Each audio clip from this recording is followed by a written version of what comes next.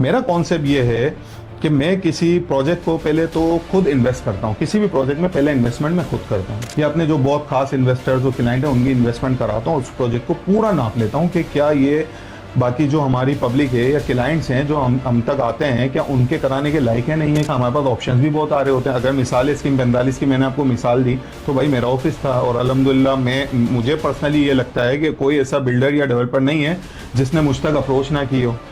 ठीक है, लेकिन अल्हम्दुलिल्लाह मुझे पता है किसी एक प्रोजेक्ट में मैंने आज तक कोई इन्वेस्टमेंट ना अपनी की ना किसी की कराई, तो कोई वजह होगी ना। किसको बुरे लगते हैं 3 लाख आवाम से लो, 2 लाख रुपए आप रख लो। 2 लाख रुपए का मकसद क्या है यार? आपने 50 प्लॉट बेच दिए तब भी आपके करोड़ रुपए बन गए भाई। ये करोड़ रुपए कम होते हैं। इसके बाद भी अगर आपने दिल गुर्दा रखा हुआ और आप सुकून से बैठे हो कि नहीं, अगर हम काम करेंगे तो अपने ही मयार के किसी प्रोजेक्ट में करेंगे, तो मकसद समझो ना यार। अगर मैं स्कीम 45 में भी बैठा हूं तो मेरा डीएचए का क्लाइंट मुझे कॉल करके कह रहा है कि भाई मुझे बेरिया में इन्वेस्टमेंट करनी है, पाकिस्तान के इस शहर में करनी है, तो आपने देखना है, आप जाओगे या आप वहां कोई बंदा निकालो, आपके थ्रू ही होगी डील। तो इससे बड़ा बेनिफिट मुझे अपनी फील्ड से और क्या चाहिए? यही चीज़ समझना चाह रहा हूँ। बेसिकली मैं स्टार्टअप कहाँ से लूँ? मुझे सीखना है ना। अभी मैं आपके से सीखूंगा, 6 महीने आपके साथ ही रहूँ, आपके साथ सीखूंगा, आपके साथ आपके इस्लामाबाद प्रोजेक्ट भी जाएंगे, आपके यहाँ कराची वाले प्रोजेक्ट्स भी देखेंगे, तो मैं स्टार्ट कहाँ से लूँगा? भाई देखो, मेरा कॉन्सेप्ट थोड़ा डिफरेंट है, ठीक है। बाकी जो आप बात कर रहे हो रियल मार्केटिंग वालों की, रियल एस्टेट एजेंट की, स्टेट एजेंसी की, मेरा कॉन्सेप्ट इन सबसे डिफरेंट है। मेरा कॉन्सेप्ट क्या है, मैं आपको थोड़ा सा क्लियर कर दूं। मेरा कॉन्सेप्ट ये है कि मैं किसी प्रोजेक्ट को पहले तो खुद इन्वेस्ट करता हूँ। किसी भी प्रोजेक्ट में पहले इन्वेस्टमेंट मैं खुद करता हूँ, ठीक है। या अपने जो बहुत खास इन्वेस्टर्स जो क्लाइंट हैं उनकी इन्वेस्टमेंट कराता हूँ। उस प्रोजेक्ट को पूरा नाप लेता हूँ कि क्या ये बाकी जो हमारी पब्लिक है या क्लाइंट्स हैं जो हम तक आते हैं, क्या उनके कराने के लायक है, नहीं है, कल ये फंस तो नहीं जाएंगे, ठीक है। अच्छा, तो ये जब पीरियड होता है ना एक प्रोजेक्ट को आजमाने का, साल 2 साल का 3 साल का, वो बड़ा हमारे लिए जो है बड़ा मुश्किल होता है, क्योंकि हमारे भी पीछे इखराज आते हैं, हमारे भी ऑफिस हैं, सारे मामलात हैं। और इस बीच अच्छा हमारे पास ऑप्शंस भी बहुत आ रहे होते हैं। अगर मिसाल स्कीम 45 की मैंने आपको मिसाल दी, तो भाई मेरा ऑफिस था और अल्हम्दुलिल्लाह मुझे पर्सनली ये लगता है कि कोई ऐसा बिल्डर या डेवलपर नहीं है जिसने मुझ तक अप्रोच ना की हो। ठीक है, लेकिन अल्हम्दुलिल्लाह मुझे पता है किसी एक प्रोजेक्ट में मैंने आज तक कोई इन्वेस्टमेंट ना अपनी की ना किसी की कराई, तो कोई वजह होगी ना। किसको बुरे लगते हैं 3 लाख आवाम से लो, 2 लाख रुपए आप रख लो। 2 लाख रुपए का मकसद क्या है यार? आपने 50 प्लॉट बेच दिए तब भी आपके करोड़ रुपए बन गए भाई। ये करोड़ रुपए कम होते हैं।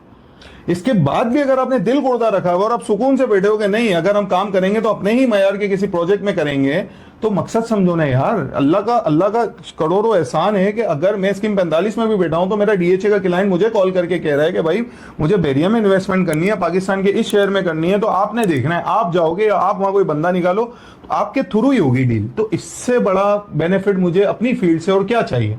तो मैं इसीलिए सुकून में हूं। अब मेरे साथ जो आप कह रहे हो 6 महीने, तो आप तकलीफ दे वो 6 महीने होंगे आपके, क्योंकि आप दूसरों को देखोगे पैसा कमाते हो। आपके मोहल्ले का एक बच्चा किसी मार्केटिंग वाले के पास जाता होगा, आप बोलते होगे यार इसने तो 4 लोगों को यूं छुरी फेरी और ये तो 2 लाख रुपए कर लिया है, मैं तुम्हारे साथ घूम रहा हूं, मेरे पास तो 20,000 नहीं आ रहे। सही।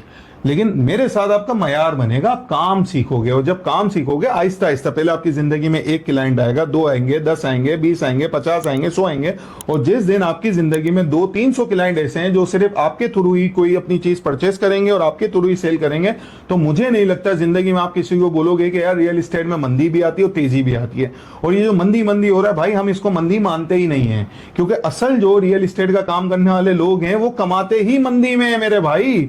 जो चीज मैंने 20 लाख रुपए की अपने क्लाइंट को दिलाई है और 80 लाख रुपए की सेल की है, और वो जब करोड़ पे चली गई, तो मैं 80 लाख में सेल की हुई चीज की करोड़ रुपए की क्लाइंट को क्यों दिलाऊंगा दोबारा? मैं वेट करता हूं कि 80 लाख में हमने सेल कर दिया था सर, 20 की ली थी, 60 लाख प्रॉफिट हो गया, अब वो दोबारा 50 पे आ गई है, 30 लाख रुपए का गैप आ गया है जो हम दोबारा कमा सकते हैं। और अब ये जब मार्केट चलना स्टार्ट होगी तो ये 80 पे नहीं जाएगी, ये करोड़ पे जाएगी, तो फिर हमारा गैप जो है 50 लाख हो जाएगा। ये कॉन्सेप्ट भाई काम करके यहाँ पहुंचे हैं तो हमें पता है ना कैलकुलेशन कैसे करनी है।